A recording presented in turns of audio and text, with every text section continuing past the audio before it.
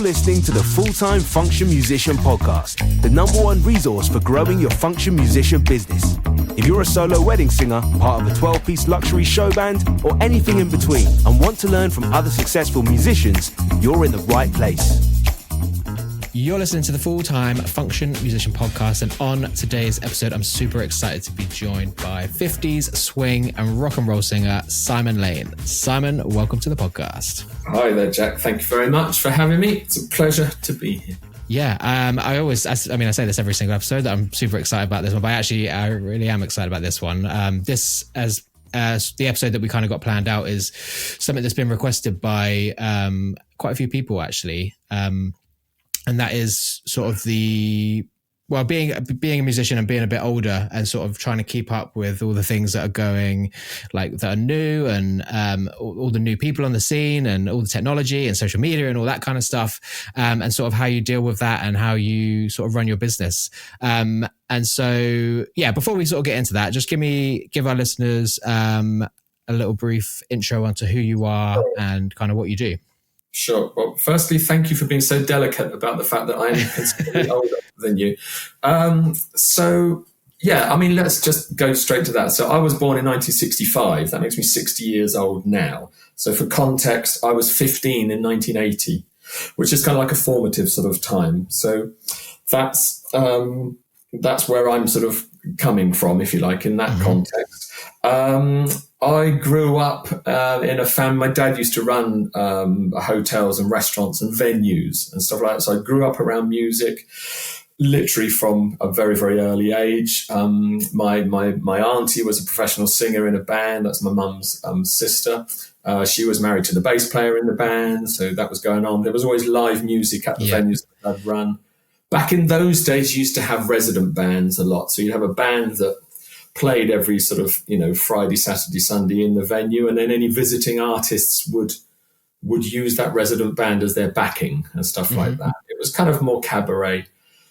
If you look back over it, it's classic sort of 60s, 70s sort of entertainment, the way it was. So that's the sort of environment I grew up in when I was very young. My dad went into business with a DJ friend of his, and they set up a mobile disco called the Rainbow Express. But that meant that we, myself and my older brother and my sister, we had access to music, to records constantly. All the new releases, part of our Saturday morning job was to go down to the shop and get them and bring them back up. So we'd have a sneaky listen first and all that sort of thing. So total immersion, really, in music. Moved to France when I was 9 years old because my dad went over there and basically opened up a restaurant and a small sort of hotel. So I lived in France from age 9 to 14, went through the school system there, didn't do much musically, but obviously got the experience of the French musical culture, which is quite different to the UK. Came back from France when I was 14, so went into secondary school in the UK. That was a great time. That was 79, so that was around 79. So that was around the end of punk and the beginning of the whole two-tone ska movement, the sort of quadrophenia mod thing. That was a good time for music. Got into that scene in a big way. Then when I was a boy, when we had the resident bands, my brother and I used to muck around on the drum kit that the drummer used to leave on the stage. I remember he walked in one day and obviously did that thing of going, Jesus Christ, it's the boss's kids and they're mucking around on the drum kit. I can either, give them a bollock and then send them on their way, or I could go, right, guys, it's not a toy. Yeah. This is what you do with a drum kit. And I can remember him teaching us sort of basic beats. This is before I could reach the pedals and stuff. But I remember thinking that, I want to be a drummer. That's what I want to do. Yeah. I remember seeing, again, I don't know if you or your listeners would be familiar with a guy called Buddy Rich. He was a very famous big band jazz drummer of the sort of 50s. I remember seeing him on telly and thinking, that's definitely what I want to do. I can remember seeing Elvis Presley when I was literally 4 or 5 and thinking, that's something I would quite enjoy doing as well, and all that sort of stuff. But didn't do anything actively. Although my Auntie Julia bought me a set of bongos, actually. I remember that on Christmas. Well, and I used to just sit in the bed, hammering out beats on bongos until my parents would be begging me to stop, But coming back from France when I was that sort of 14, I remember going to a big secondary school, and they had drum kits set up in a music room. And I'd go in there at lunchtime and just muck around on the drum kits and do stuff like that. And then a pivotal moment when I was 16, and I went to work one summer in a Leonard Cheshire Foundation home, which is basically a home for people with physical sort of disabilities, multiple sclerosis, Parkinson's, those sorts of things. And there was a guy in there, he was a resident there, but he had a guitar up on a shelf in his room. And he was a proper character, old Steve. He was from up north, from Lancashire. And he, in the 60s, had been playing guitar in bands. And he'd been playing on the same bill as The Who and the Kinks and the Yardbirds and the Hollies and all some big names from that sort of era. And he advised me that playing guitar would be a great way to get girls, and that therefore that was the route I should absolutely definitely take. And he wasn't entirely wrong. That's the funny thing. But there you go. So I started to learn guitar, and he would sort of teach me basic rudiments. Because he had multiple sclerosis, he wasn't really able to hold or play a guitar properly. But we went through hours and hours of put this finger there and put your middle finger on that string and that fret and then strum it. And bless his heart, he lent me his guitar and said, right, just take it away to your room. Because I lived on site at this home over the course of a summer, and thought, yeah, great. If I can learn Stairway to Heaven and sit at the top of the stairs at a party, all the girls will walk by and they will instantly fall in love with me because I'm the cool. And, no, it didn't really happen like that. But it got me into the idea of wanting to be in a band and wanting to be a musician. And then trying to put a band together, just go through the usual. You try and get some mates together. No one's really reliable. Nobody really knows what they're doing. They work for a practice or two and then they stop. But I remember another pivotal moment was being in a garage, in somebody's garage, putting a band together. And what was the other thing? I had bought a drum kit quite early on. I sneakily bought a drum kit and sneaked it into my bedroom. Can you imagine? Into a terraced house, like a 2 up, 2 down. And I snuck this drum kit into my bedroom. And of course, immediately the neighbours are knocking on the door, sort of, when my mum and dad are at work, they wait till they get back from work and go, what is that dreadful din coming from your house? And my mum was sort of like, oh, is it that bad? Yes, it is that bad. And when you're like 14, 15, you've got no transport. You can't transport a drum kit to your mate's house for practices. And so that quickly sort of got sold on. But the guitar came along as the much more practical solution.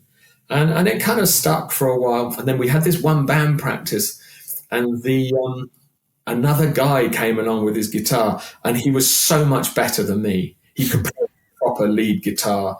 Again, around that era, there's quite a resurgence in sort of rockabilly, rock and roll, what they used to call psychobilly. It was quite punky, loud, leery, sort of 50s rock and roll style playing. And that was the sort of band we were trying to put together. And Nick, his name was, I can still remember him now. And he was so much better than me. So I thought, right, I'm in trouble here. And then we had to have that discussion, right, so who's going to do the singing? And everyone sort of looks at their feet and goes, well, I'm not singing. I'm not going to sing. It's embarrassing. It's really awkward. And I remember thinking, right, this is the only way. If I want to be in a band and I'm not that good a guitar player, so I went, okay, I'll do it. But if you laugh, I will never do it again, sort of thing. And I went, no, go on in, Lane. You sing. So, and I sort of started singing in a band in a garage in sort of Middle Hampshire, and nothing really came of it. We didn't do gigs or anything like that, but it sort of stuck. And long story short, by the time I was sort of 19, I was in my first proper band.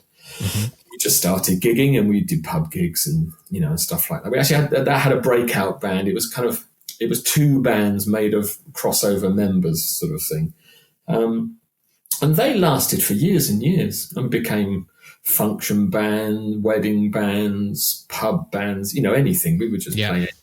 And that was it really for that period. Blah, blah, blah, went on and on and on, got married, had some children, got divorced, got married again, had another child.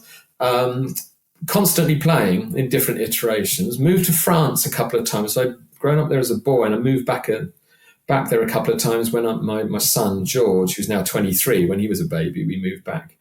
And we've done that a couple of times. So I've played quite extensively in France. All my family are still over there. And I have a brother, as I said before, when we were kids, we were all into music. And he's now a bass player. He's a very, very good bass player. So we formed bands and stuff like that. Then COVID and Brexit happened. So the COVID part of it, that shut down the music, the live music thing. Now, by that stage, we're talking 2017, I turned professional while I was living in France. I had a 9-year stint over there. And I was doing music full time. COVID came along, put kibosh on that. Brexit came along.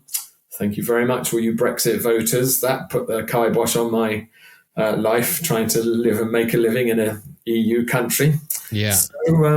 So we ended up as the small family of 3 that we are, moving back to the UK. And at that point, in the middle of COVID in 2020, I just had to go and get a proper job, proper job. Yeah. So I ended up going back to work. And sort of since then, I've had periods of, I'm stacked out work-wise, but I do have a job as well. I have a job and I'm a musician. People ask me what I do. My reflex action is to say, I'm a musician. Yeah. And then people always follow that up by saying, oh, what do you play? And I then say, no, I'm a singer. And they go, oh. And it's that sort of, that's a funny reaction, isn't it? I don't know. Have you ever been a singer, or have you? Me, absolutely not, no. Oh, okay.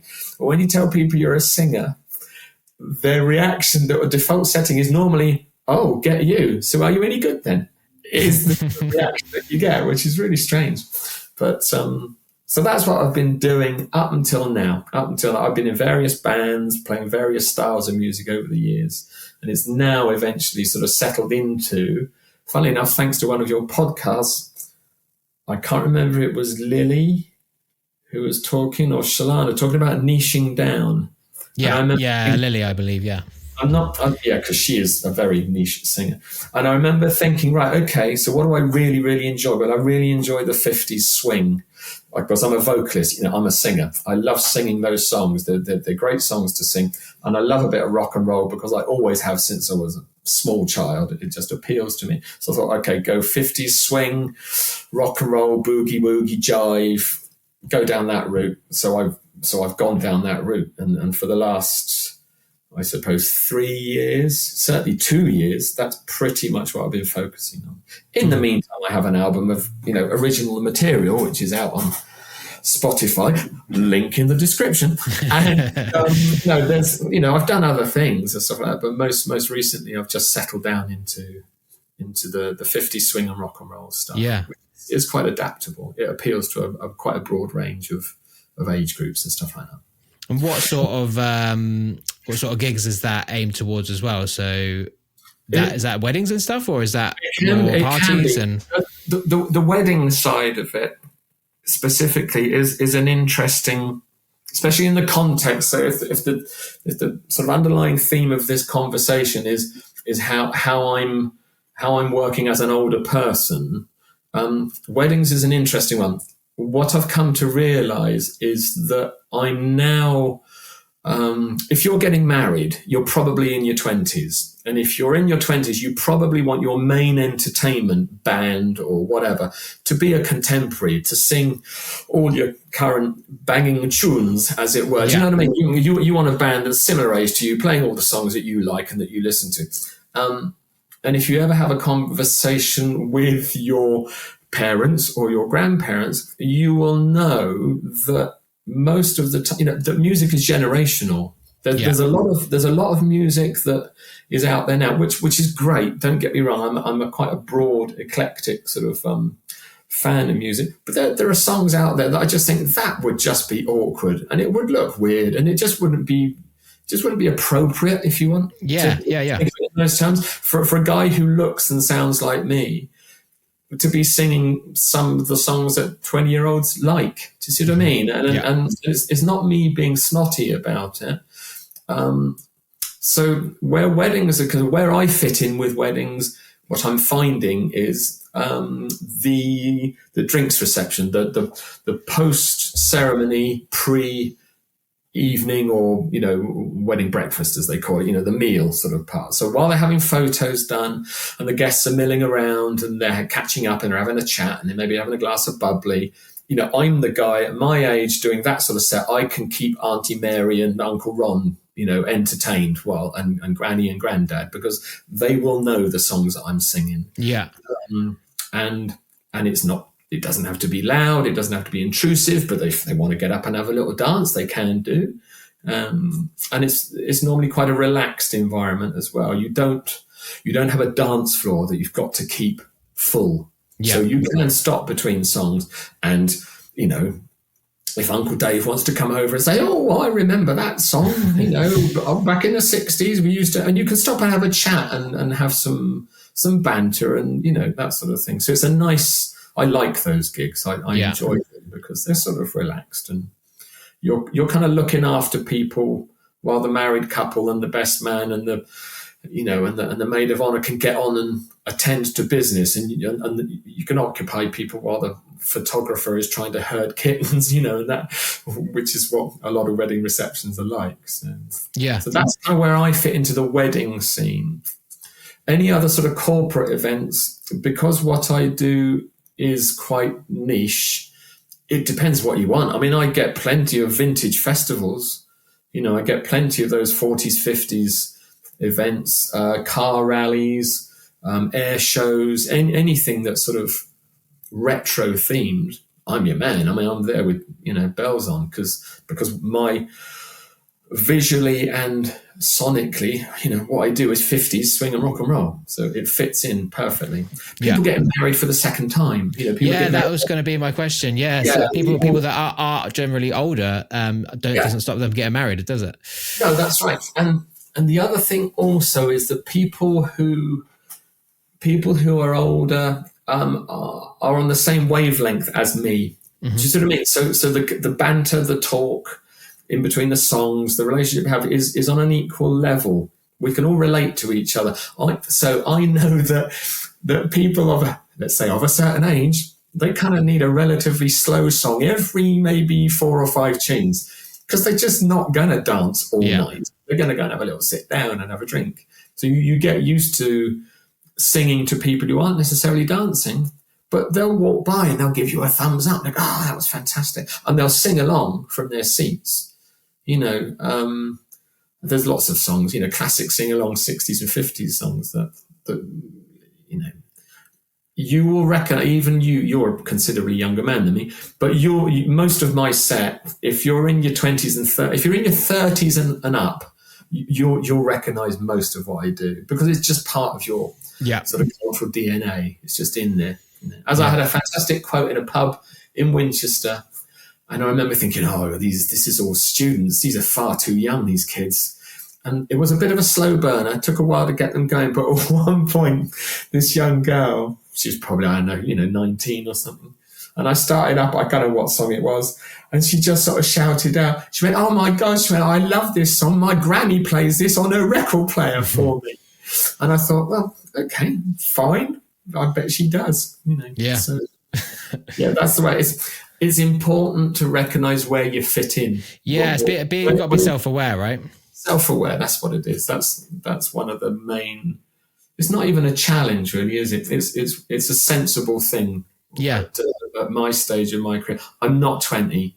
I don't run. I mean, I used to jump up and I used to play guitar. We were Larry Punk type bands, and I'd be jumping up and down and climbing up on tables. I've walked along bar tops before now. We've played so loud that the optics have fallen off the wall. We've done all that kind of stuff. But I don't know, are you familiar with a guy called Val Doonican? He was very popular in the 50s and 60s. I'm not, I'm afraid. Okay, he used to appear on the telly. He was an Irish fella, and he'd sing folksy sort of songs. He was famous for his jumpers, his knitted sweaters, which his lady fans of a certain age would send in to him. But he does in his entire set, sat by a log fire in a rocking chair. And I can remember, and now I always say to people who would know who he is, I think, I really should just do a Val Doonican tribute. Yeah. And I could just sit in a rocking chair all evening and just sing my songs from there. But so energy levels, that's the other thing that you have to be aware of, if you like. Is that your own as well, I assume? Like, yeah, my own energy level. No, absolutely. Yeah, I can't do. I mean, last year, this year's been busy. I'm up to, I think by the end of the year, I would have done 65, 70 gigs, something like that. Mm-hmm. Yeah, which is okay when you're, when you're working as well. It's quite a lot of Saturday, Sunday, and Friday, Saturdays, and Sunday afternoons. Sunday afternoon gigs. They're another one that I love because you're going home at 5, 6 o'clock in the afternoon. I think everyone loves them, no matter what age you are, right? I mean, the old cliche. I can always remember my parents, and when they get to that point where they go, well, I don't want to stay out too late because I don't like driving at night anymore. Yeah. I literally said that yesterday while I was driving to my wife. Like, yeah, because, and it's true. It is true. I get tired. I get tired. If I'm driving back from a venue, if I'm leaving a venue at midnight, 2 hours away, that I'm going to have to stop and pull over and have a little sleep because otherwise I'm going to crash the car. Yeah. And you realise that you just don't have that stamina to go on. And my voice is okay; that holds out pretty well. But I think for this year I've tried to avoid two full gigs in a day. That's another one you can do. You can do like a lunchtime gig somewhere and then go off and do an evening gig, which is great because you're earning some decent money doing it. But it's your voice gets a bit raggedy, but it's your knees and your back. That's what I find. And like I say, I'm not so energetic on stage anymore. I do like an old man shuffle. I don't stand stock still. You got to entertain. I was laughing inwardly the other day because when I'm singing, I snap my left finger. So I hold my microphone with my right hand and my left finger is sort of snapping. And I remember thinking the other day, because my left thumb is getting arthritic, which is why I don't play my guitar anymore, snapping my fingers is starting to hurt. I'm thinking, oh my God, what is my life coming to? But anyway, it's, these are first world problems, obviously. So yeah, you just gotta temper your, the amount of effort you put into stuff. You got to entertain people. You're singing to people quite often of a similar age group, so they get it. You make little quips and talks about your back aching or your knees giving away, or if you're inviting people, let's I'm going to sing a song now. It's a great one for dancing the twist, but make sure you got a chair to lean on when you for the way up, and because you can make jokes and quips and stuff like that with people, and they kind of get it. It's good. Can I tell you a funny story? Which you probably won't be able to relate to, but one day, mate, you will. I was doing a gig in one of the Bournemouth hotels for Turkey and Tinsel Week, which I just love. And there were some quite elderly people there. And I started a song. Now, bear in mind that 50s rock and roll tunes, all of the songs are barely a couple of minutes long. They're like 1 minute 50, 2 minutes. And I remember starting this song. And this ballroom of one of the Bournemouth hotels is quite big. And I saw this table of ladies at the back end of the room. And as the song started up, I could see them all going to, oh, we like this one, Mary. Should we go and have a dance? And they all go, oh, yes. And you can see them going, right, Margaret, you take Mary's stick. Right, Mary, you hang on to my arm. Now, Sue, move those chairs so that Mary can get through. And they were doing all this whole arrangement. And they worked their way across the room. And I remember singing and thinking, Jesus, I'm already on the second chorus. They're never going to make it. They're just not going to get there in time. And so sure enough, as they stepped up onto the dance floor, you know how people, they do that walkie dancey step onto the dance floor just as they get there. And we're going to have a little dance now. And just as they stepped onto the floor, the last note of the song rang out and they all looked all disappointed. Because the benefit of backing tracks, you just went, ladies, this is not a problem. We'll just do it again. You just hit start again on your backing track. And just sang the song twice back to back for them to have a dance to. It's a great moment. So, that is my audience now, Jack. That's the sort of audience I play to.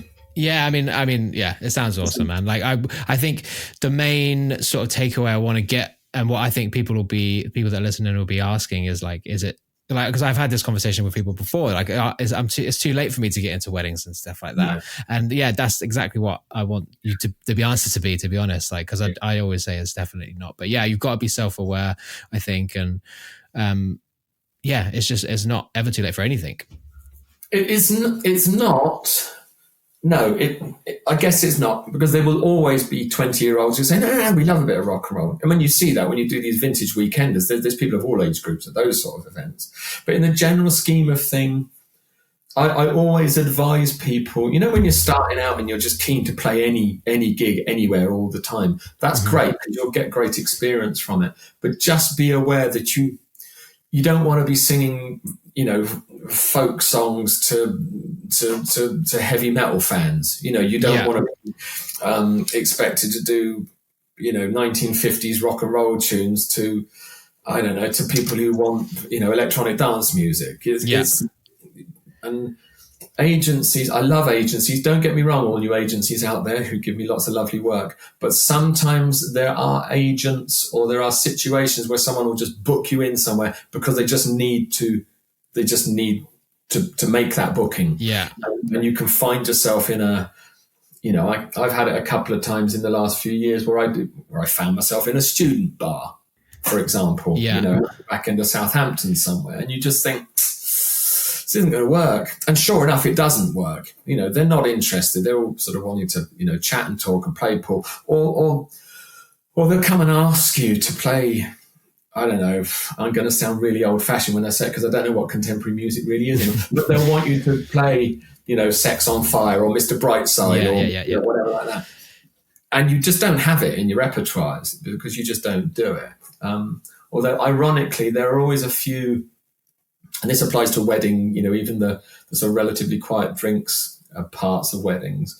You bring out Sweet Caroline or Can't Take My Eyes Off You by Andy Williams, or Take Me Home Country Roads. There's a few little golden nuggets, songs of yesteryear, which seem to be resonating with younger people at the moment. And I think that was always the case. I mean, that's always been like that. But you can't build a whole night on that. Yeah. Maybe save them up for the end of the thing. Yeah. No, the last time I did it, I have got some actual wedding parties booked. But like I say, I think that they are second time arounders. I'm pretty sure the next one I've got in early January for some people who are of closer to my age. This episode is brought to you by Acoustic Backs and Tracks, your go-to source for premium acoustic back and tracks that sound and feel like the real deal. Whether you're performing at weddings, recording content, or just practicing at home, it's like having a professional band right there with you. Their tracks are recorded by top session musicians with real instruments and real emotion. No lifeless MIDI here. Need something custom? They've got you covered. From key changes to mashups to exclusive tracks made just for you. Plus, their customer support is fast, friendly, and actually understands musicians. No task is too big for them. And here's the best part. Listeners of the Full-Time Function Musician podcast get 10% off their first order. Just head to acousticbacksandtracks.com and use the code FUNCTION10 at checkout. That's function all in capitals and 10 at the end, but you can find their website link and the code in the episode description. You've mentioned agencies there. So I'd love to talk a little bit about how you do get your bookings and what kind of processes you use around that. I have a website, and I have what I think is a very good website because it's simple and short, and it's on one single scrolling page. The first thing that you're met by on my website is your fabulous showreel that you did for me. Thank you for that. No, shout out that. That I think has been very, very, I think that was a very good resource for me to get you to do it, if you see what I mean. It's the first thing you see when you click through. Because people, all they're really interested in is what you look and sound like. That's their primary concern. It then goes on to say, hey, book me because I have a smooth, powerful voice and my name's Simon Lane and I'm very good. And, all the usual sort of self-aggrandizing things that you have to do to promote yourself shamelessly. And I've got a set list on there, and I've got links to my social socials. And what else have I got? And a contact form, a set list, or a list of the songs that I play. But the first point of contact on my website is my show reel, because people can see and hear what I sound like. And then from there, they can go to, I have Facebook, Instagram. I have a TikTok account, which makes me smile inwardly. There is a hashtag. What is it? Hashtag TikTok for the 50s or something like that. So I'm never quite sure if that's sexy ladies or old singers like me. But anyway, if it works, it works. So I have social media accounts.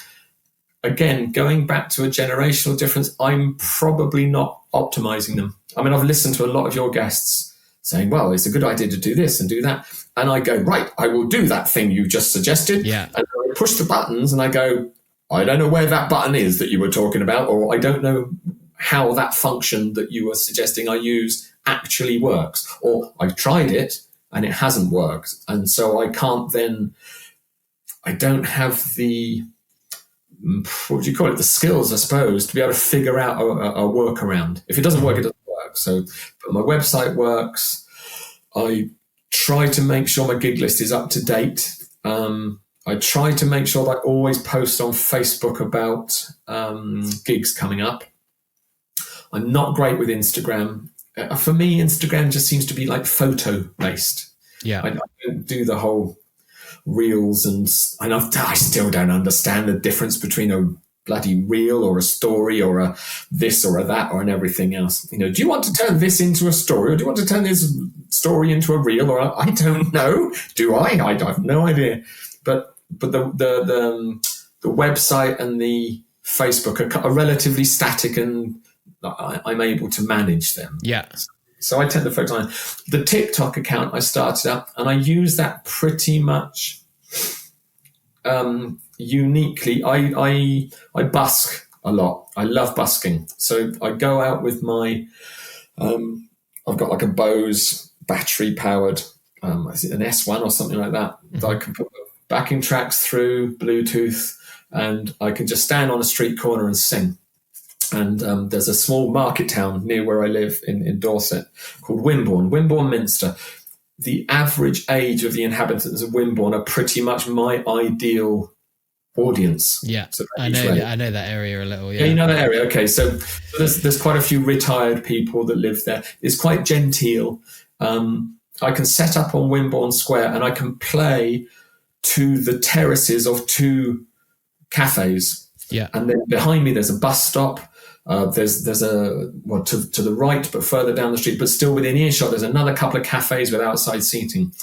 And the purpose of that on a Saturday morning between sort of 11 and 12 or 12 and 1, because again, busking has a whole set of rules about it that you need to self-impose, like not being too loud, not staying too long. But in that hour or hour and 20 minutes, I give away so many cards. I give away so many business cards, and they lead to full paid gigs. Yeah. And so I video my snippets of busking, and I just put them up on TikTok, and they stall around the usual 300, 500, 700 sort of views. I had one for some strange reason that clocked up 22,500 views. Yeah. And I still to this day, this is another frustration with not understanding how the algorithm and how it all works, is thinking, why that one? Why has that particular clip, which is just me singing Welcome to My World by Jim Reeves, and at the end of the clip, a lady walks across the road from the bus stop and says, oh, thank you, dear, that's my husband's favourite song you just played, and unfortunately he's no longer with us. And me sort of going, oh, dear, oh, I'm so sorry, but thank you very much. And that's the end of the clip. And I think it's that. I think it's that sort of, I don't know, relatable interaction. Yeah. I mean, no, I don't feel like if anyone says they understand how the algorithm works, I don't believe them. So that makes me feel better. So thanks for that. But yeah, I mean, that's a great marketing tactic. And I guess another thing that I kind of want to sort of get out of this is, like, I know we talk about social media all the time on this podcast, and it is important and stuff, but I feel like it's not essential. Like there are other ways to do things, and you have to kind of pick the ones that work for you. Yeah, you do. Because I'm from a pre-internet generation. So when I first started out as a teenager, when I was sort of 16, 17 or 19 and starting a band and full of the usual sort of youthful exuberance, the way you got a gig then was you went to the pub that had live music. And back then, most pubs were run by a landlord, not a manager who was not working that night. Oh, the guy who books the bands, he's here on Tuesdays. No, the guy behind the bar was the guy who had the diary, and he would open it up on a bar top and go, all right, then when you're available. And you could get a gig because, again, it's all contextual.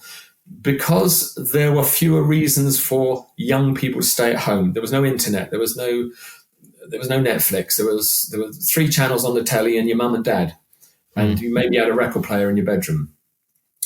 So you went out. You just went out. You have your tea. 7 nights a week. If you were like me, you'd be out.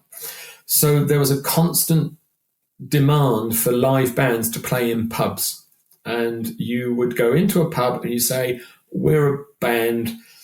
We were quite a Larry rhythm and blues, rock and roll, playing all those sort of 60s tunes, like Who and Kinks and Small Faces songs and Rolling Stones. And, there's a little listening list for your people to check out if they don't know that sort of music. But we go in and just come away with a booking. And the other thing you did then was when you played your gig, you'd finish, you'd get packed away, you'd put your hand out and hopefully you put some cash in it. And that's the point where you go, right, do you want another one? Yeah. And the landlord, if it had been a good night, bear in mind, you're catching him when he's hot to trot as well. He's just emptying out a big old busy pub full of people and you're going, do you want us back? And he's going to go, oh, yes, I think so. Thank you very much. And then you just keep rotating gigs. We would probably play certainly Friday and Saturday night most weekends. Places sometimes would have a Thursday night gig as well. At that time, I lived in Petersfield in Hampshire. So we would do all the sort of Petersfield, Liss, Liphook, Midhurst region. And then we were 20 minutes north of Portsmouth. So we could get down into Pompey, Southsea, Gosport, those sort of coastal areas. So we were a small market town that we lived in, but we had access. We could go up to Guildford, was just 10 minutes on the train or 20-minute car drive up to Guildford. So we could play quite a wide area. And that's how you booked your gigs. And then you would post posters to the venue because there was no social media, but all pubs would advertise their live music with posters on the toilet wall, by the bar, in the window of the pub, or on the walls of the pub, next to the jukebox. You'll have to Google that one if you don't know what that is. No, but you know what I mean? There was somewhere in the pub, like a focal point next to the darts board. But these were just paper posters, and you would hand draw them at home, and you would photocopy them at the post office. You'd go to the post office and say, "Can I have some photocopies, please?" And they would cost you a penny each for. There was no such thing as colour photocopying back then. But that's how you promoted yourself, very, very locally, and you would go to shops up and down the high street and say, can you stick my poster in your... It might be the pet food shop, or it might be the, I don't know, Marks and Spencer's or Woolworths or something like that. But they would put, gig posters in their windows for you and word to get round. And of course, then we were all kids, so socially we were very active anyway. So you tell all your mates that you got a gig at the so-and-so pub on so-and-so date, and that's how it works. You didn't. And if all we're doing nowadays is exactly the same thing, you're a small fish in a big pond, and what you're trying to do is jump up and down and wave your arms in the air so that people notice you rather than other people, other bands. There's always a selection of places. You pick a Friday or a Saturday night to go out in a relatively big town. You will have options as to where to go and who to see and where to spend your money. Or you might go to this pub first to catch the first set of this band, and then you're going to move on to somewhere else to see another band. But you get all that information online nowadays, whereas before it was just a more analog way of doing things. And then the key to it also, Jack, and this gets lost all the time, is if you're not very good, you don't get booked back. And if you're not very good at your craft, if you like, pubs won't book you again, and people won't come out to see you. And that, in this, how can I put it? In this sort of day and age, I worry sometimes that people are a little bit too, well, my best friends and my mum and dad and my nana says I'm fantastic. So I don't understand why I'm not getting bookings. Well, mate, it could be because you're just a bit shit at the end of the day. And you need to really sort of refine your game, and get better at what you do. So, yeah. Anyway, so, no, not at all. So you've mentioned Facebook there again, which is a social media, but that does kind of work for you. So what in what way does that kind of work? Well, it works. It works so long as people actually get to see what I post on it, because I think that's the common problem nowadays, isn't it, with the algorithm not presenting your posts to the people that want it to post. I don't do paid advertising. I don't do any of that sort of stuff. I just hope that people will get it. I have recently, and this again is off the back of your podcast, put together a sort of an email list. Yeah. And I've sent, because now is the season for booking next year's gigs, although I think I'm a little bit late as well. I have sent an email shot out to anyone who I've got in my inbox who has either booked me or expressed an interest in booking me. Ever, all the whole contents of my intro. So I've sent an email out to them. I think again, I'm quite happy with my EPK. I'm quite happy with the data sheet that I send out. Again, it's very simple. It's just one sheet of paper with a link through to my website, and from the website you can find out everything you need from me, except rates. I don't publish rates. I talk to people about rates. Yeah, we negotiate. What's the reason there? Yeah, is it because it can change? Several things. I'm very aware of the fact that some people need to make a living from gigging, so they need to charge a certain amount of money. I'm a great believer in you should go out and play for the amount of money that you are happy to go out and play for. So if and this is where I have this struggle with weddings, funnily enough. Mm-hmm. New Year's Eve, Christmas Eve and weddings, they seem to attract massively inflated rates. Now, I get it that there's a supply and demand element that comes into it. But at the end of the day, you're investing as much time and effort in the gig that I'm going to go and play tonight down at a caravan park on the Dorset coast for 2 hours. I'm not actually going to go to any more effort to do that gig than I am for somebody's wedding drinks reception or New Year's Eve. Well, New Year's Eve slightly different. You might play a bit longer and stuff like that. And I don't understand why a wedding suddenly gives you the right to double your price, or suddenly gives you the right to go out on New Year's Eve. I won't go out the door for less than 1,200 quid. Yeah. Well, I think with weddings, I think it's maybe not even musicians' fault. I think it's just the wedding industry, because it's everything to do with a wedding is double, triple the price. And so why wouldn't people charge that? Why is that? That's what I don't understand. I can't answer that one. No, of course, no, I don't think anyone can. And I'm not knocking the people that do it. Don't get me wrong. Absolutely, if it's your living entirely, you must maximize. You must maximize you must get what you can. Yeah. Because the same thing applies. Justify me a Premiership footballer's wages. Yeah. You can't. So forget about why it is what it is. Going back to what we were literally just saying, I don't know why they're more expensive, but for me personally, I don't need to, but I don't want to go around spoiling anyone else's, breaking the market. I'm not going to be that guy.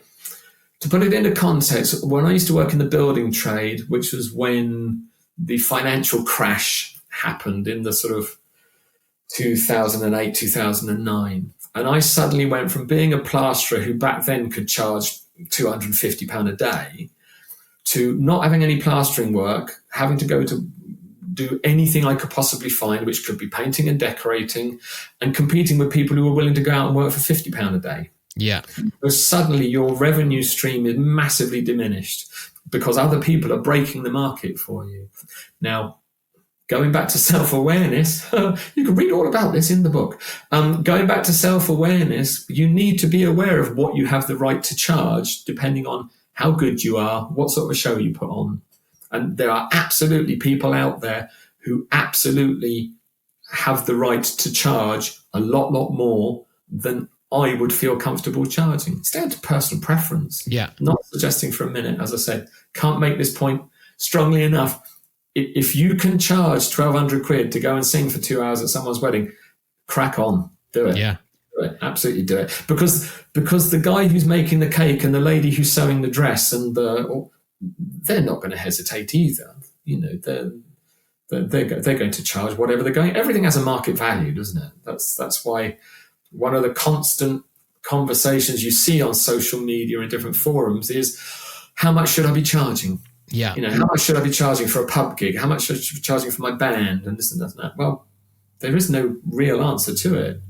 You know, again, you have to be aware. If you want to go into a pub and say, I want 400 quid, the pub has got to sell a hell of a lot of extra beer to cover that extra 400 quid. Yeah. The counter argument to that might be, yeah, but over the course of the whole year, they're going to make it up. Yeah, they might do, but they might not. And it's a really difficult area to come up with a one-size-fits-all solution to. So, you know, so I don't publish rates. I would judge what I want to charge people on the merit of, is it a charity event?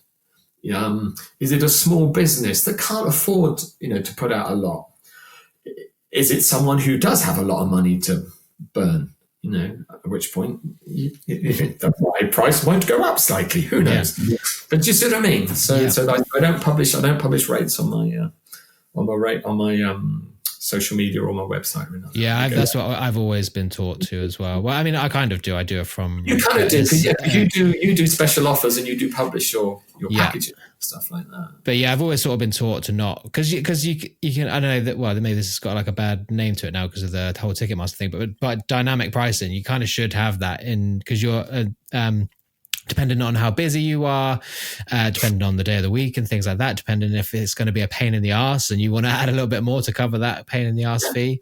I've worked in the building trade for a long time, and it's a very similar industry. You price a job according to what you think it's worth, full stop. Yeah. And everybody should just go out and play for what they're happy to go out and play for. And I think there's enough. Like I said, I think if you're any good, and I say that not tongue-in-cheek, again, it all comes down to self-awareness. I know where I sit within the great scheme of things. I've been doing it long enough to know that I'm pretty good, actually, at singing songs at people and facilitating a nice evening, because I'm not suggesting that I'm any better than the people serving drinks or bringing food to your table or washing up the pots in the kitchen. We're all there to facilitate people having a nice evening.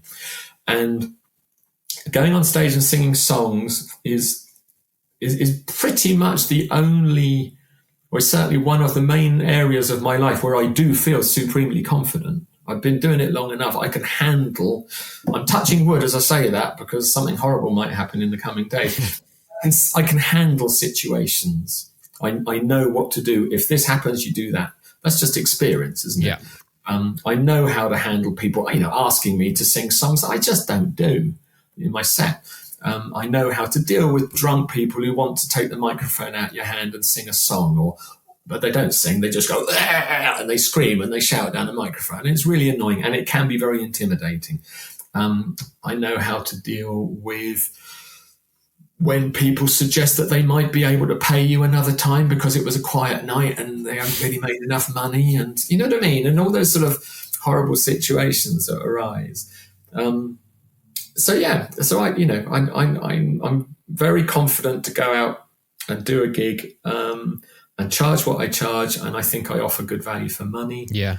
There's all sorts of little things you can do to, again, people starting out. I always sell my gig as a 2-hour slot, or 2 times 45 minutes.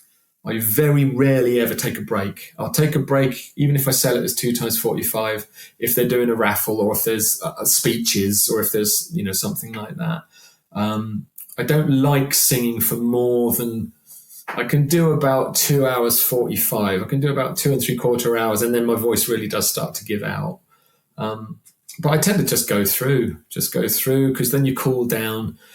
If it's an event where people do have the opportunity to get up and go home, if you take a break at the wrong time, they will get up and go home as well. Yeah. It's nothing worse than singing up-tempo rock and roll songs to 3 people, when you've had a room full earlier in the evening. Offer good value for money. Be nice when you get there. Be respectful of your environment, of the people who are working in the environment. Thank the door staff. Get to know their names. So that at the end of the night, that the next time you go back to that venue and you see Big Dave on the door, you go, all right, Big Dave, how you doing, mate? Keep busy. You go, oh, yeah, all right, mate, I remember you. Because then that if anything kicks off and you can just shout down the microphone, Dave, give us a hand, he's going to respond because you've been nice to him and the bar staff will be nice to you, and so on and so forth. So always do those extra 10 minutes. If you're booked to finish at 10 o'clock, finish at 10 past or 1/4 past. Obviously, at 10 o'clock, you ask if they want some more because they might have a curfew and sound and all that sort of thing. But offer good value for money, and you should be all right. It's all about being asked back, isn't it? Yeah. It's in your business. It's all about me getting you to do me a show reel, and you're hoping in the back of your mind, I'm going to go, you want a show reel? Oh, you want to go and see Jack? He'll sort you out. Brilliant. Look at mine. Look how great that is. Right. You want to go and see him. And then when I'm ready to do another one, you want me to go, you did that show reel for me before. Can I have another one now? And then, you want repeat business because that's what we're all about. Yeah. Absolutely. I think, it's good that you've kind of gone into that as well. Like, because I didn't want this just to be about all the challenges of being an older musician or whatever. I wanted to sort of celebrate like some of the positives as well. And that's like the experience that you've had and all the lessons that you've learned over the years. And you sort of very briefly mentioned it there, but you're in the process of writing a book as well. And that's got some, I'm sure you'll tell us a little bit more about it in a minute, but it's got some tips and things you've learned and stuff like that. And I'd love to go into some more of that and what some of your best tips are. So I started writing this in lockdown, funnily enough. I was living in France at the time and the gig suddenly just sort of dried up. France went into lockdown quite a bit later than the UK, so I was able to carry on working. But I'd always just potted around, just writing down little notes and memoirs. I don't keep a diary or anything like that. But I thought, no.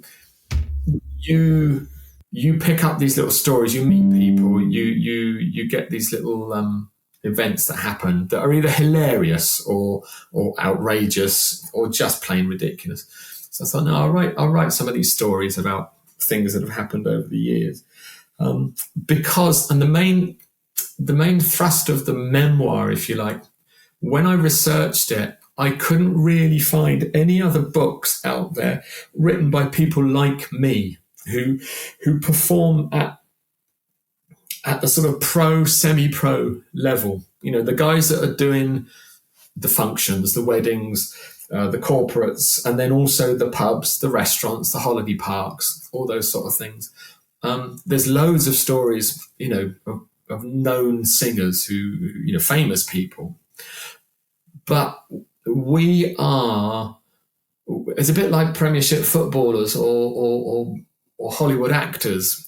Of all the musicians in the world, it's probably 1% of 1% who are actually famous, famous, your Ed Sheerans and your Taylor Swifts. But the vast bulk of musicians and singers and entertainers are operating at this level or similar levels.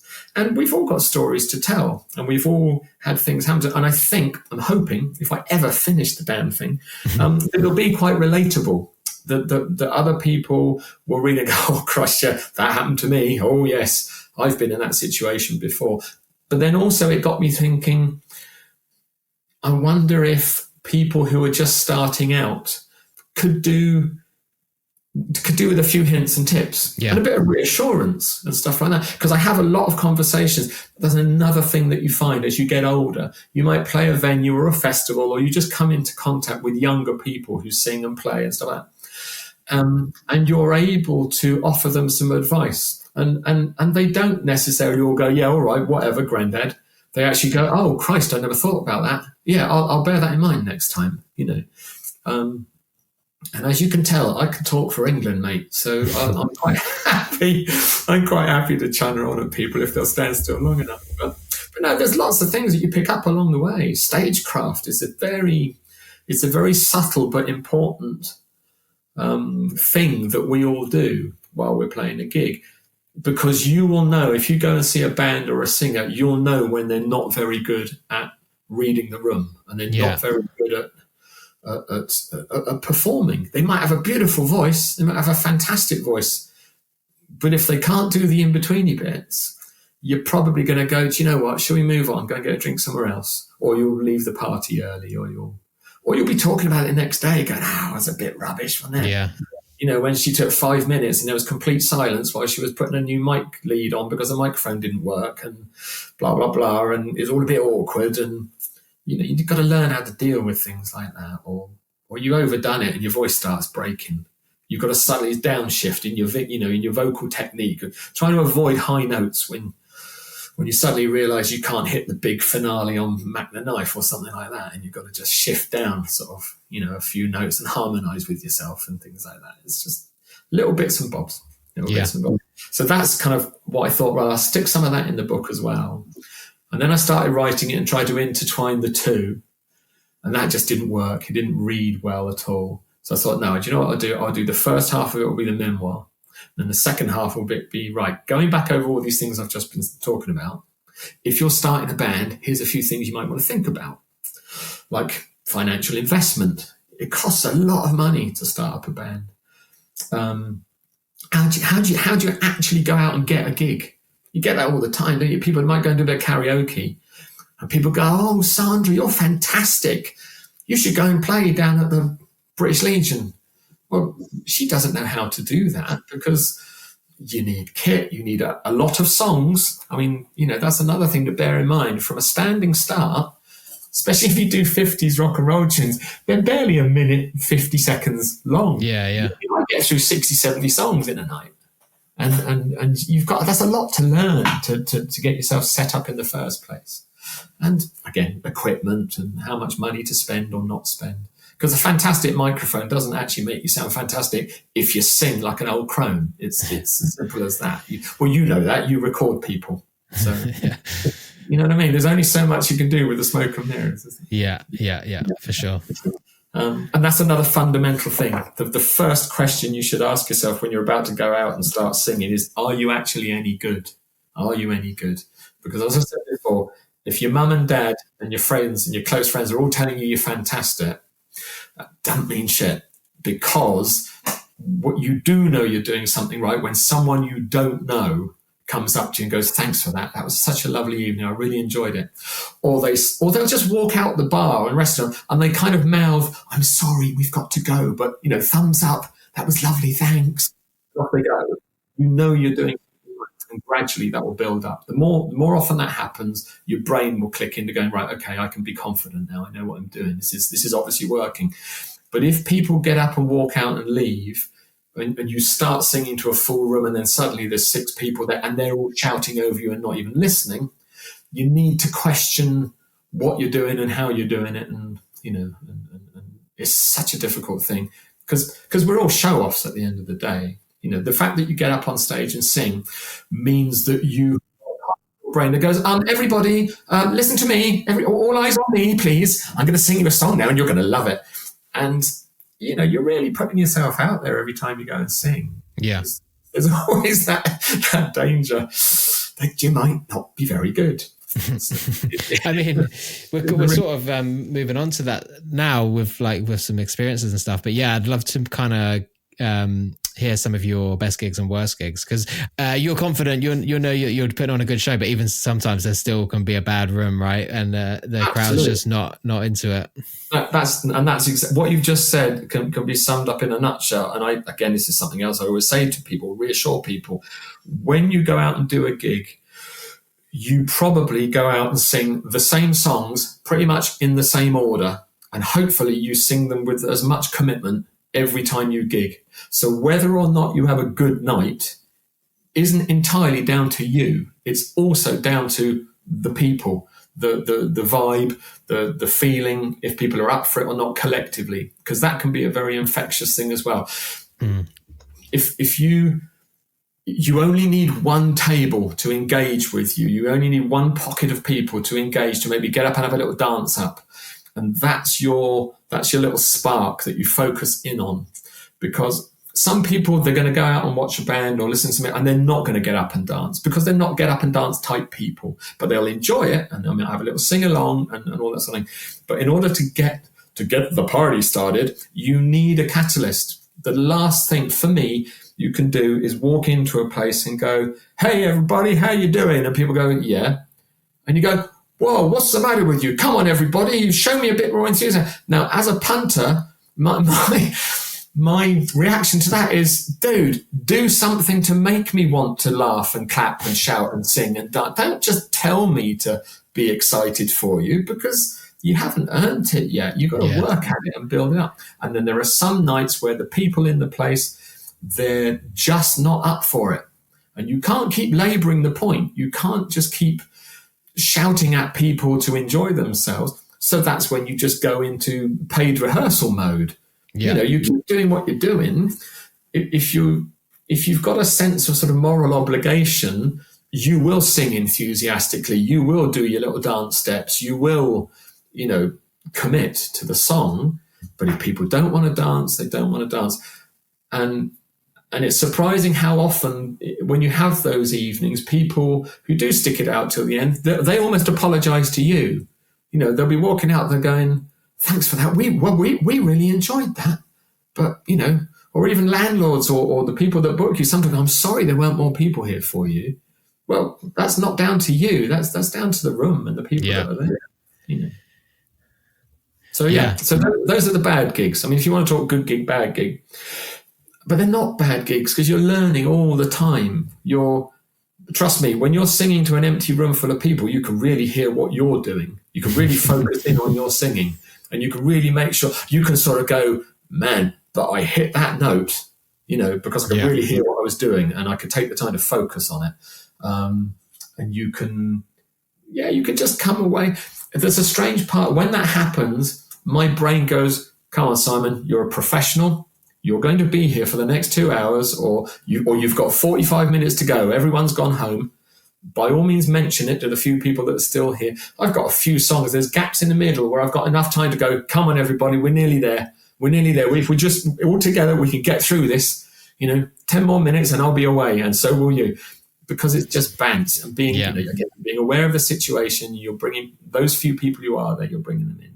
I've had gigs in hotels. Not that gap between Christmas and New Year. That's always a weird one, because I don't do Christmas Eve and I don't do New Year's Eve. I haven't done it for years since my son was born. I stopped doing that 23 years ago because it doesn't serve my purpose. That's why. But I've had gigs in hotels where there's maybe 2 or 3 couples, and then one of those couples will get up and go because they're not interested. And I've actually invited people to come and sit at the other people's table and go, "Sorry, and you are?" "Oh, this is Dave and Julie." Well, meet Paul and Margaret, and they'll have a chat. And in between songs, you can do that busking thing of going, "So where have you come up from then, Dave?" "Oh, we've come from Newcastle on this." "Oh, what about you?" And you can just have chats, and suddenly you've become like a compere or a it's a different gig. You're not just going, "Thank you very much," and then starting another song, because why would you? You're singing to 4 people. Yeah. So at least, I've had bits before I go, "Shall I do any more? Do you want to hear another one?" They go, "Yeah, go on, do one more." You go, "All right then." And you read them out the list. You go, "What do you want out of these?" Or this and this and this and this. And they'll shout out a song to do, and you sing it, and and that's how you get away with those sorts of things. But they can be hard work. If there's trouble, it's horrible if there's ever trouble at a gig. Knowing whether to stop or carry on when people are punching each other, that's always a tricky one. But you just look around for cues. If it's getting nasty, you just stop. Yeah. You stop, you move out of the way, and you protect your gear, and you let it run its course. If there's a little bit of pushing and shoving, you just keep going because you're distracting other people, and that's never great. I did a gig years ago with a band, and there was the landlord, a barmaid, as they used to be called in those days, a local and his dog, and two lads playing pool. And we started up, and then suddenly we were aware of that the two lads playing pool were knocking 10 barrels of shit out of each other across the pool table, having a big old scrap. And the landlord had to walk over and grab each of them by the collar and slung them out. And we'd stopped. And he went, "Go on, lads, carry on. You're all right." So we did the rest of the gig to the landlord and the barmaid and the local and his dog, because there'd been a fight. There's only 6 people watching. But, so they're not great. But then the good ones happen more often, which is always a good thing as well. Especially in a band. If you're in a band context and you're looking around at each other and the dance floor is full, and you're playing so well together. I've described it before, and I can remember having it. It's almost like a levitation thing. You're completely just outside of what's going on. You're strumming away and you're singing songs, but you're suddenly aware that your harmonies with your other fella are just absolutely bang on, and that you're so in the pocket, and the crowd are loving it, and hot, sweaty faces singing back at you. Yeah. And, that sort of feeling, that is just the best thing in the world. I've only had that once in my life back in from when I used to play in a band. And we did quite a lot of gigs, and only once did I ever feel that we actually played well together on stage. Yeah. But it was a good feeling. Yeah, it is. It is a great thing. And, even as a solo act doing a 50s rock and roll set, when everybody's singing along and dancing, it can be great fun. It's just such great fun. So that's the good thing. One of my other best gigs, or most favourite moments of a gig, I can remember it was Parkgate British Legion down near Southampton Way.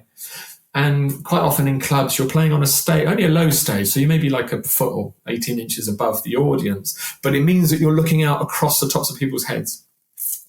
And I remember and this is back in the early 90s, so people in clubs then were in their prime in the 50s. Do you see what I mean? So yeah. Age, generational offset. And I can remember we were singing Dream by the Everly Brothers. Again, Google it if you don't know. And I was suddenly aware that these people of a certain age were all dancing in hold for a start. And they were sort of spiraling around the dance floor, a packed dance floor, but nobody's bumping into each other. And they're swirling around. And these old boys in their sort of 70s and 80s, and they're bolt upright, and they've got their best girl in their arm, and their chin up and shoulders back, and she's got her head back, and it's all little fingers and floaty. Do you know what I mean? And I just wanted to cry. I'm trying to sing this sort of romantic slushy song, and these people who when the song came out would have been in their 20s and in their prime, and that was just such a fantastic moment. You're thinking, you get old, but you don't really get old in your head. And I think that's possibly a lot of the reaction I get to the swing in the 50s. I'm always having conversations with older people going, "You see, that's proper music, that is, mate." "Oh, it's so nice to hear something decent at last. And all this bang, bang, bang, shout, shout, shout." And, to a degree, they're right, maybe in some sense. And you realise that as you get older, I'm in my head, of course I'm still 20, 21, but physically I just can't, jump around like I used to because my hips hurt too much. But that's a beautiful thing to see people remembering, their prime, if you like. Yeah. It's you feel like you're doing something beneficial and positive. Because that's what music is, isn't it? At the end of the day, any artistic endeavour should have a beneficial effect. I mean, I understand that art and things like that can just be caused to think and consider stuff, but mostly with the sort of music that we play, it has a romantic, positive pleasurable, upbeat element to it. And I think that's a good thing to be able to bring to people. Weddings are the most fantastic gigs because they're just a room full of people who are there because they love each other and they're friends and they're family. And I mean, yes, you can have a punch up at a wedding, of course you can. but you know what I mean? Generally, even the wedding reception bit, you're singing and people aren't really listening to you because they're talking and it's all hugs and Dave, how are you? And crikey, I haven't seen you since you were 4 and now look at you and what are you doing these days? And nervous, euphoric brides and grooms walking around the place, and I always love having little chats with the groom going, mate, what have you just done? And they're like, yeah, I know, it's cool, isn't it? And the brides are all dolled up and looking gorgeous and because so they should, because it's their wedding day and weddings are great for that. And if you're going to be a wedding singer, I don't know if it's the same now, but our golden rule was when you get to the venue, always go and find the bride's dad. Because back in the day, it was always the bride's dad who was paying. This is before people use agencies for weddings. You just got booked to go and play at the wedding. And you turn up and you'd find the bride's dad and you greet him because he was normally the fellow with the money as well. He was going to pay you at the end of the night. And then you'd find the groom and he'd have some sort of saucy banter because he's just got married. And then you'd find the bride and you'd tell her how beautiful she looks and what a lovely day and blah, blah, blah, blah, blah, all that sort of stuff. And weddings are great for that. Yeah.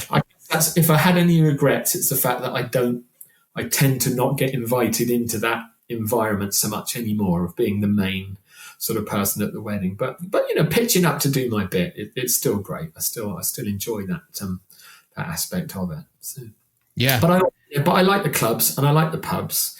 I sing. I didn't mention this, but I sing in a ska band as well. If you're familiar with ska music, it's sort of Jamaican reggae based sort of stuff, and that's a pretty cool type of music. People will get up and dance, and you play that. You play that in a pub with some fat lads who want to get their shirt off and stuff like that. You're going to have a good night. I mean, it's really great fun because they tend to be my age group. They tend to be people of my sort of age group who were there for the first sort of two-tone emergence, if you like, in the late 70s. So we've all grown up together. We all like those sort of songs. But yeah, any gig where people are responding positively, they're worth doing. That's what we're doing it for, isn't it? At the end of the day, you just want, just like the guy serving the beers and the waiters and the waitress, you're just there to make sure everybody has a good night. Simple as that. Yeah. And if you do that, and if you go home and somebody has even drunkenly sort of slurred in your face, like, that was brilliant, man, I enjoyed that, then valid. That is absolutely valid because you've given him a good night, and that's what it's all about. Yeah. Well put, man. Yeah, very much so. So just before we sort of move on to the last bit of the show, is there anything that you wish I'd asked you, or anything you kind of want to leave with the audience? Not really. No, I don't know. I'll have to listen to it back when I see what we have and haven't covered. But no, I channeled on. I've really enjoyed it. There's been loads of good stuff. I would say this, Jack, genuinely, if there's anybody listening, and I'm sure you have literally millions of podcast listeners, if anybody genuinely does want any help or advice, just ping me an email. I'm always around. I'm always happy to just go, yeah, I've done this before and this is what happened. Or I don't know because that's far too modern and I can't get involved. But if anyone needs any help with anything, there's always somebody to ask. And I'm more than happy to offer my ha'porth worth to anyone that wants any advice on how you go about things and stuff. Yeah, that's like great. That. There are some things you can't avoid. Stage fright is a thing, but it comes with experience. Knowing what gear to choose, I can't tell people. It depends how much money you've got. I've got stuff that I paid next to nothing for, and I've got stuff that I paid a lot of money for. But sometimes advice can be, I don't know, you're going to have to work that out for yourself. Yeah. Because that's the way it is, But no, if anyone needs any help, just get them to give us a shout, and if I can, I'm always happy to work. Yeah, good stuff. I think, what I really wanted to get out of this episode is just that it's not never too late to start something. I know you're not started when you were older, but you've done it for a long time. But I think age should just never be an issue to doing what you want to do.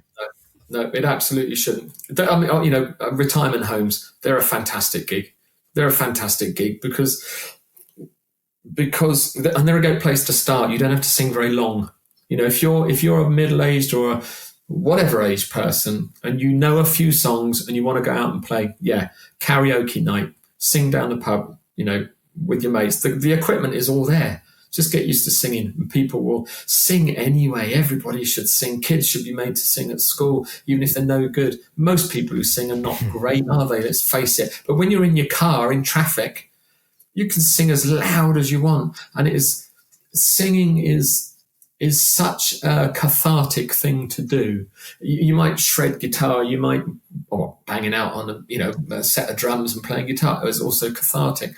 But the physiological reward you get from singing is fantastic. It's great exercise, and it's a great it's great for your mental health. It's good for all this. And I'm talking about singing in the shower, singing in the car, singing to yourself. It's a good thing to do. Now, if you really enjoy doing it, get out there and do it. Why shouldn't you? You do some research. You'll find other people of my age out there singing. I know plenty of people in the sort of Poole, Bournemouth, Dorset, which is where I'm based, area. And we're of a similar age, and, we go out and we gig regularly. Because you're just going to find your tribe. You're going to find your marketplace, find your audience. And there are plenty of people. Christ, we've all got grown-up kids. We've got disposable income. We can have nights out. Yeah. We're not stuck at home. If you're in our 60s and 70s, we can go out for dinner when we like. We can go down to the club. You've got a ready-made audience sitting there. So, absolutely do it. Absolutely.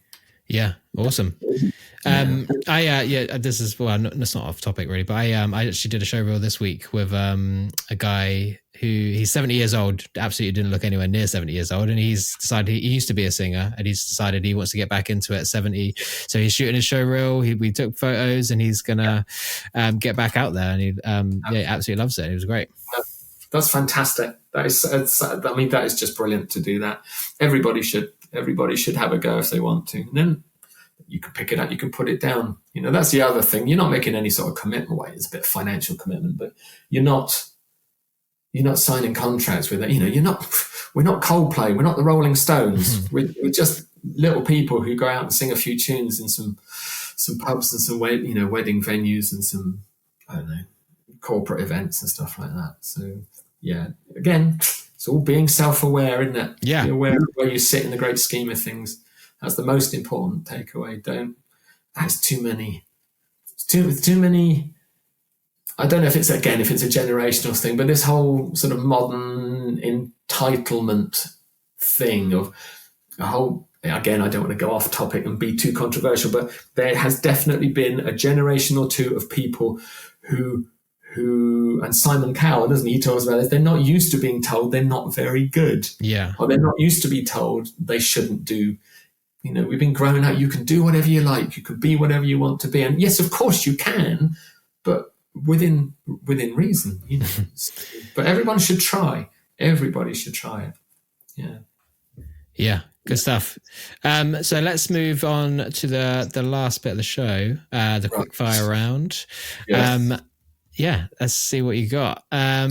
So hey, come on, what you got? What is the most effective thing that you've done to market yourself or your business? Website which feeds off onto the socials and make sure your I say website, not any old website. Make sure it fits a certain criteria. It's got to be certain basic elements of information. You've got to be able to see and hear you, make contact with you, get some background to who you are and what you do. It's a shop window, isn't it? A website. That's the fantastic thing about the internet, which didn't exist before. Anyone, anywhere in the world, if they know where to look, can find Simon Lane or they can find Jack Twiner and they can go, that's the man for me. That's the one I want. Whereas, and that's all you want. Yeah. Sorry, it's supposed to be quick fire. No, that's good. That's good stuff. I think, I don't know. Yeah, I was, a lot of people think that you don't need a website, but I'm always on the side that you absolutely do. And you absolutely should. Sorry to the promotion thing. Sorry. You can edit this if you like. Start local. For me, being internationally or worldwide internet famous, that's not going to get you many gigs. So long as people, because it's not going to be local. You need to build your local.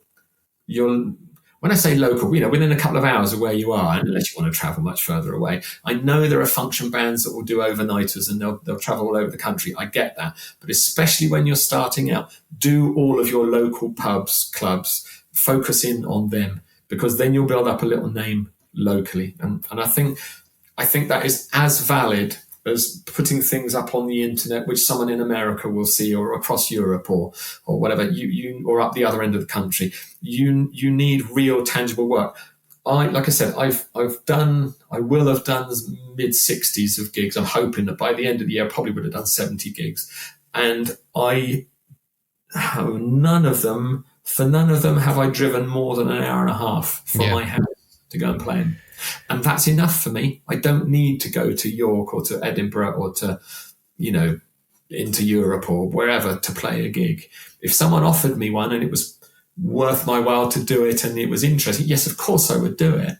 But when you do all this online stuff, it's all great. Don't get me wrong, but you need to focus with local stuff, because there's plenty of money. There's plenty of gigs to be had there. So. Yeah. Anyway, website was good stuff. No, that's great, man. What have you learned in the last 3 months that you wish you knew 3 years ago? What have I learned in the last 3 months? Oh, Christ, I don't know. I've been doing this for 40-something years. 3 months is just a drop in the ocean, isn't it? I suppose. Well, to just rein it in a bit. I've come, so that's what I've learned in the last week. I can't do 2 gigs a day anymore. I need to stop doing that. I need to 5 gig weekends. So I'm pushing it a little bit, I've done a few of those. I did several last year, and I've done a couple earlier in the summer, and it's just too much. So for me personally, it's all about just rein it in a little bit. Really. That's all. And, listen to your body and your mind. And that's like that. Right. Yes, exactly that. Yeah, exactly that. If you were just starting out now, what's the first thing that you'd do? As a function singer, as a function musician, well, if I was just starting out, it would be because I will have already done some pub gigs and some clubs and some parties and some stuff like that. So if I'm just starting out on the function side of things, a good show reel, Jack, that's what everybody needs.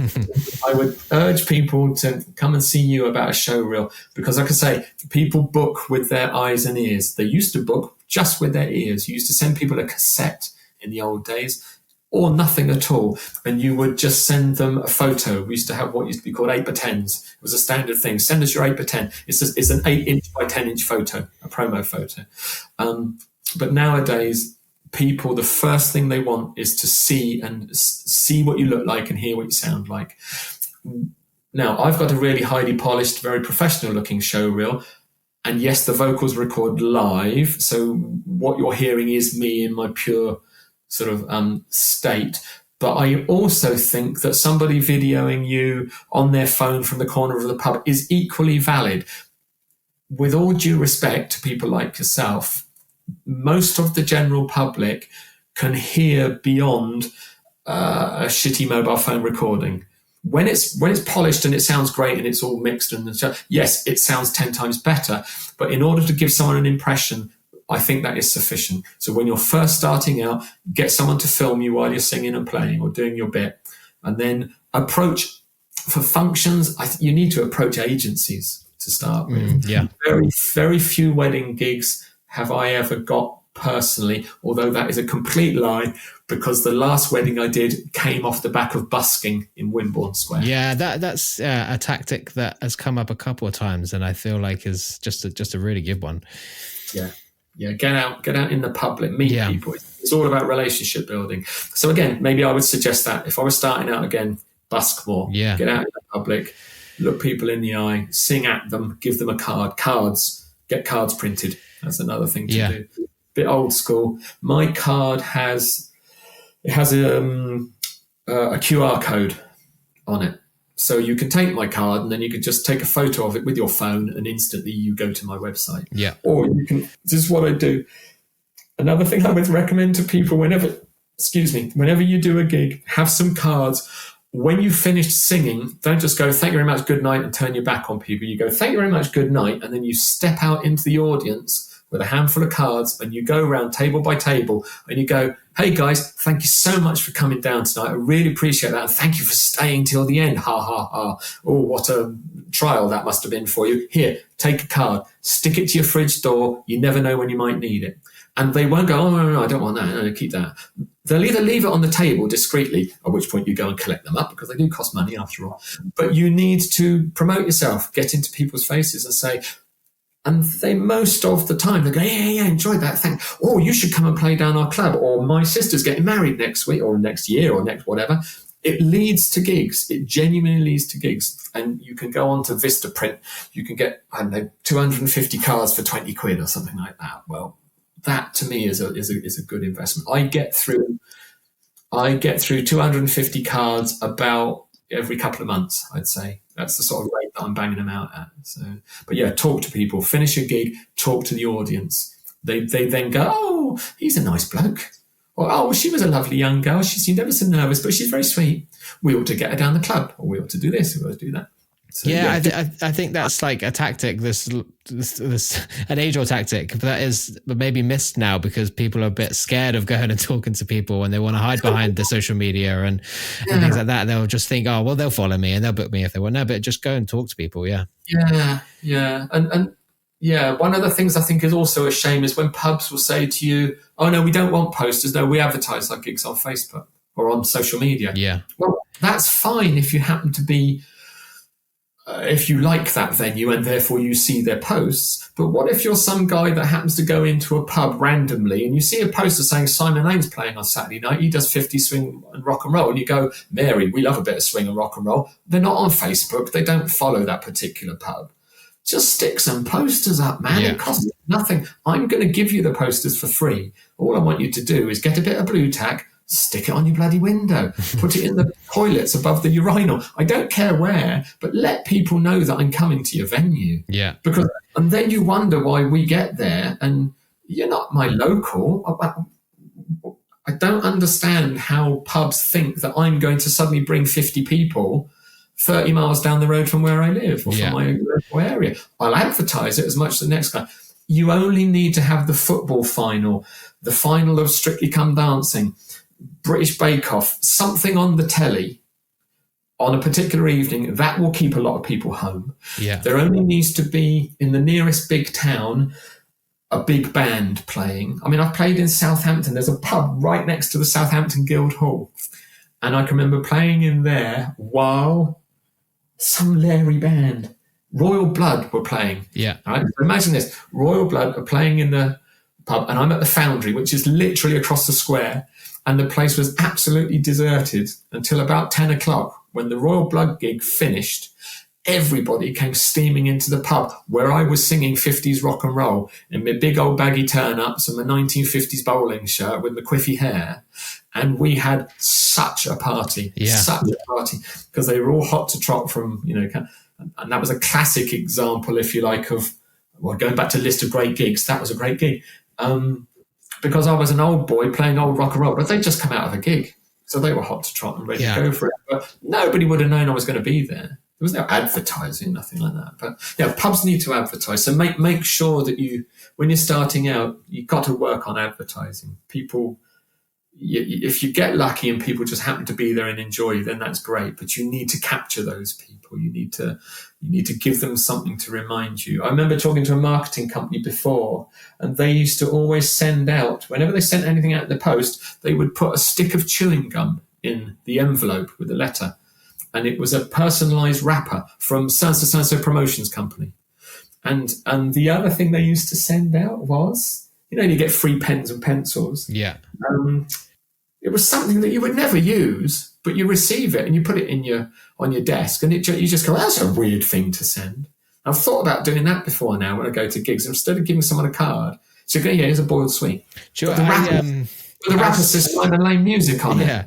Or just something off the wall. I saw a duo recently. It was at a hotel. I was doing some filming there, and they had fans, like sort of old school flip fan things that you'd you're obviously listening, not visually seeing this, but blow your face with or whatever.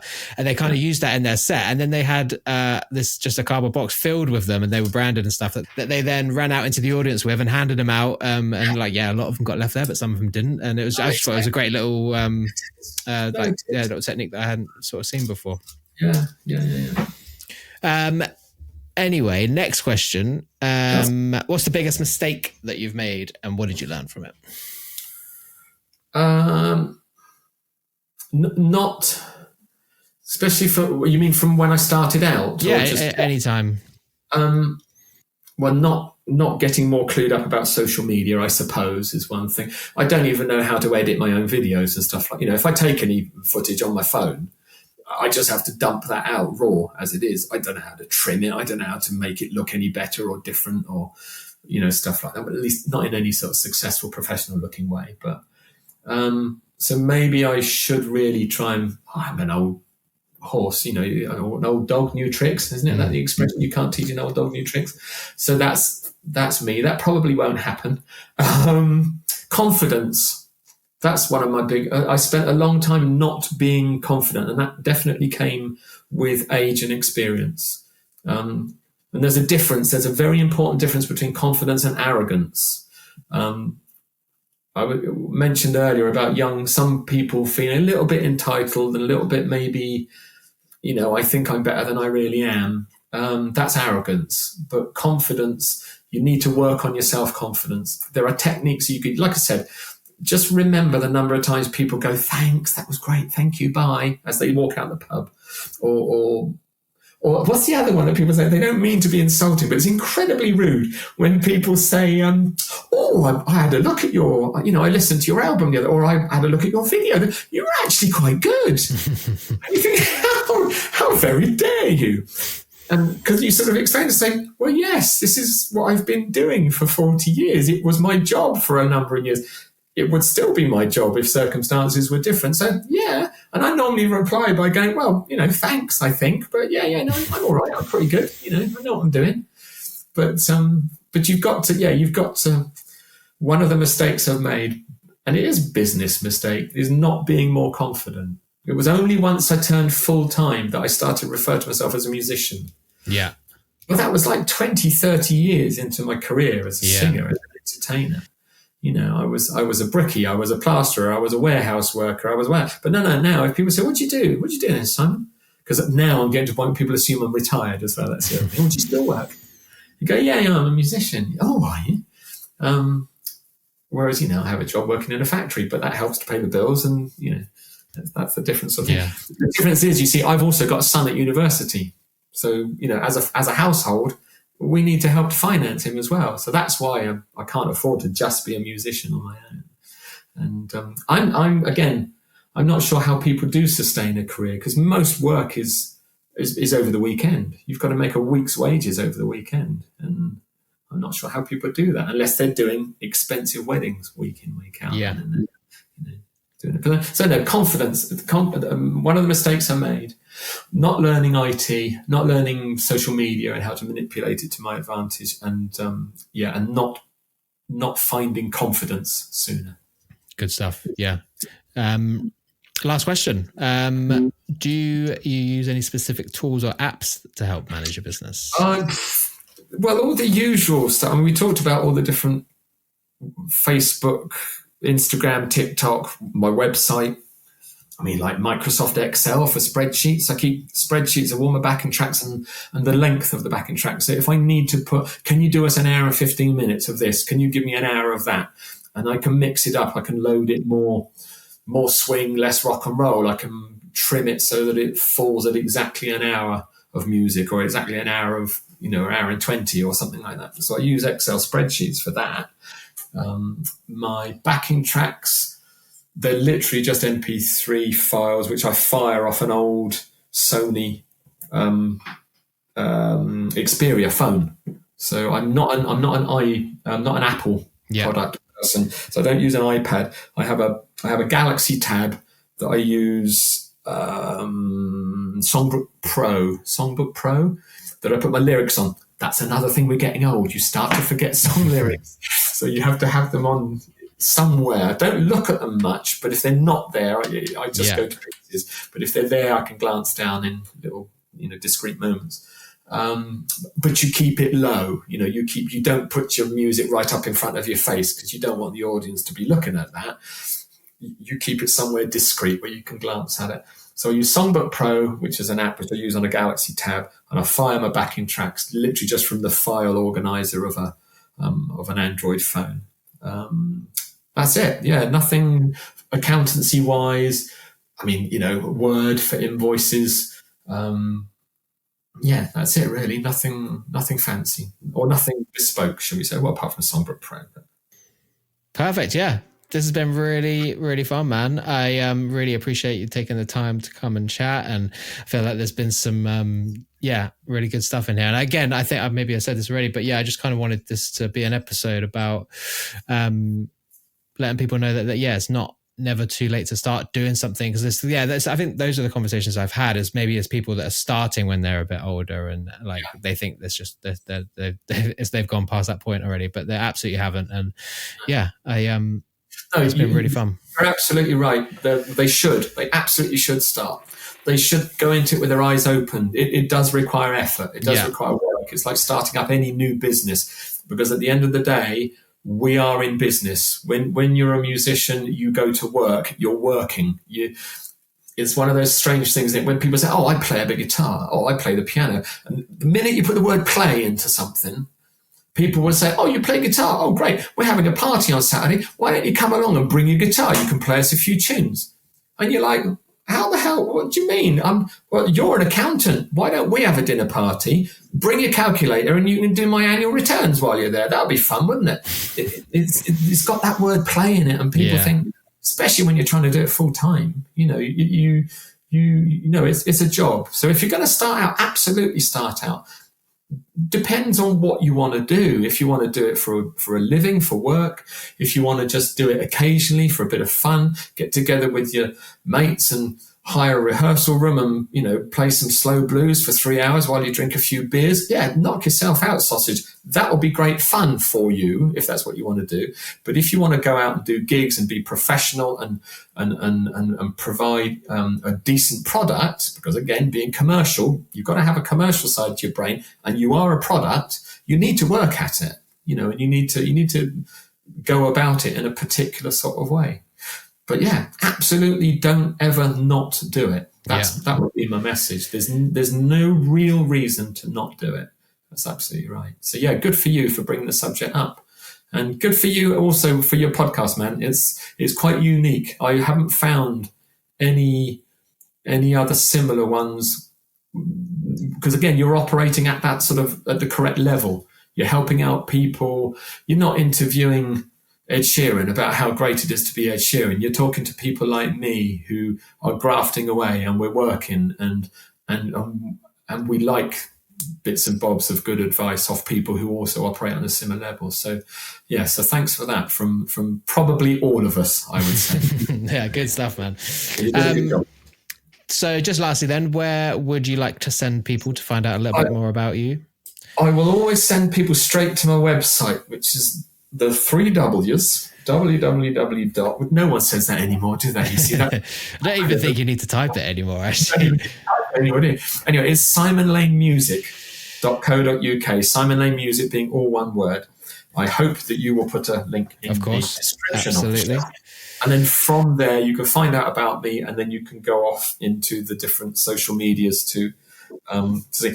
If you do, and this is a sideline, so you might not want to, but I do have an album on Spotify called Just You and Me and the Stars, which is an album that I recorded in 2019, and it's all my own original material. So it's nothing to do with being a function musician, and it's got nothing to do with the 50s swing and rock and roll, but I'm just going to shamelessly plug it. I will absolutely include a link, don't you worry. Because like I said, you've got to take every opportunity to plug yourself. So Just You and Me and the Stars on Spotify and available on all the other, because it's distributed through DistroKid, so you can find it anywhere. And if you want a real hard copy, I've got a box of them still. They're covered behind me because nobody really buys CDs anymore anyway. And I'm not in that marketplace. I don't push it. I don't promote it. So. But yeah, go to the website. That's where you'll find out. And if anyone needs to chat, needs to talk, ping me an email. If I can help you, I will. If I can't, I'll tell you I can't. It's as simple as that. Beautiful. Thank you so much, man. I really appreciate it. Thank you very much, Jack. Good to talk to you. So there we go. I really hope you enjoyed that episode. And I just want to say a massive thank you to Simon for coming on and chatting to me. You'll find all his links in the episode description. And now I'm going to give myself a shameless little plug. If you want to move your business to the next level, then getting a high quality show reel really is an essential step. I have a few different packages available to suit different needs and budgets, which you can take a look at on my website or over on my Instagram as well. Just pop me a message if you want to have a chat about the process. And yeah, that's it. Take it easy. I'll catch you next week for episode 9.